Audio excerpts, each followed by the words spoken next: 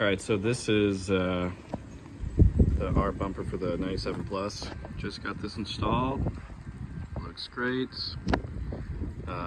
It will come with these little indicators, and yes, they will hook into your existing ones. So install those first, and then there are holes for both front and then slightly rear for fog lights, and you also have two more up top. We did not install a winch right now, so it's just holding a license plate. And then I just got these little tow hooks. So a couple of things about installation is it's just a total of 6 bolts, right? And they go into the existing frame where the original bumper comes off. These bottom bolts, you don't have to do this, we just did this. So but yeah, 3 bolts right there, get them tight.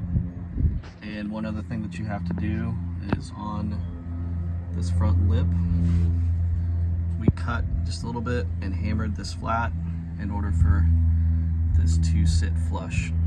And you have to do it to both sides. But yeah, pretty quick install, no issues, lots of clearance for all your fun items. And yeah, like I said, just 3 bolts over here with locking washers. Let's see if we can get that, yeah. On the other side. Yeah, sorry, I'm doing a terrible job, but anyway. And then 3 more down there, and yeah, you're good to go. So hopefully this helps somebody if you are installing one.